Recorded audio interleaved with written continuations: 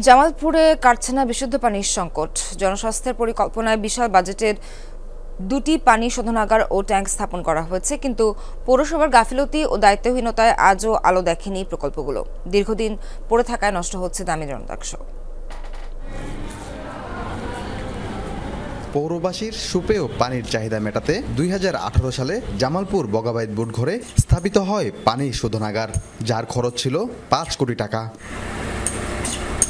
3 বছরের ব্যবধানে একই জায়গায় 3 কোটি 4 লাখ টাকা ব্যয়ে নির্মিত হয় আরেকটি পানি ট্যাঙ্ক। দুটি প্রকল্পই 2021 সালে হস্তান্তর করা হয় পৌরসভার কাছে, যা কার্যত একবারও চালু হয়নি। পরে পরে নষ্ট হচ্ছে দামি যন্ত্রাংশগুলো।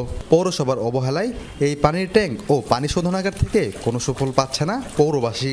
শীত সিজন আইতাছে, অনেক টিউবওয়েল মনে হয় টিউবওয়েলের লিয়ার আমরা নিচে চলে যাবো, মোটরের লিয়ার চলে যাবো, কিন্তু চালু করলে আপনার আশপাশের এলাকার লোকের মনে হয় পানিটা পাইতো। জাস্ট মানুষের দেখানোর জন্য উদ্বোধন করছে যে আমি উদ্বোধন করলাম, কিন্তু এটা সাপ্লাই করতে পারে নাই। এতে মনে করি আমি পৌরসভার ব্যর্থতা। আওয়ামী লীগের কতিপয় কিছু নেতারা এটার টাকা পয়সা লুটপাট করে নিয়ে চলে গেছে, একটা কাজ বন্ধ হয়েছে। মনে হইতেছে যে এগুলা যে বানাইছে বা করছে এটা আমার প্রয়োজন ছিল না। বিশুদ্ধ পানি টিউবওয়েলেই আছে, এরপরে সামমাস বাড়ি বাড়ি সামমাস আছে, সামমাসে আছে।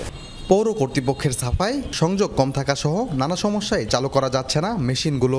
দীর্ঘদিন পরে থাকায় পুরনো লাইনগুলোতেও দেখা দিয়েছে ফাটল। আমরা কয়েকবার চেষ্টা করেছি চালু করার জন্য, কিন্তু লাইন মেইন লাইন সরবরাহ লাইন মেইন লাইন কম থাকার কারণে, একটা থাকার কারণে এটা প্রেশারটা নিতে পারে না, লাইন ফাইটে যায়। হাউস কানেকশন যেহেতু একটু টাউনের বাইরের সাইডে, এটা মানুষের গ্রাহকের লাইন নেওয়ার চাহিদাটাও একটু কম। হস্তান্তরের পর বন্ধ থাকায় সাবেক মেয়রদের দুষছেন জনস্বাস্থ্য প্রকৌশল অধিদপ্তরের নির্বাহী প্রকৌশলী। বিগত দিনের মেয়রদের গাফিলতির কারণে একাধিকবার তাদেরকে অনুরোধ করার পরও এই জিনিসগুলো জনগণ কাঙ্ক্ষিত সেবা থেকে বঞ্চিত হচ্ছে। এবং সম্প্রতি আমি এটা বিষয়ে আমাদের ডিস্ট্রিক্ট কোঅর্ডিনেশন মিটিংয়ে জেলা প্রশাসক মহোদয়কে অবহিত করার পর উনি উদ্যোগ নিয়েছে। প্রকল্পগুলো পুরোদমে চালু হলে প্রতিদিন 2,20,000 লিটার পানির চাহিদা মেটাবে পৌরবাসীর। সাগর ফরাজি, যমুনা নিউজ, জামালপুর।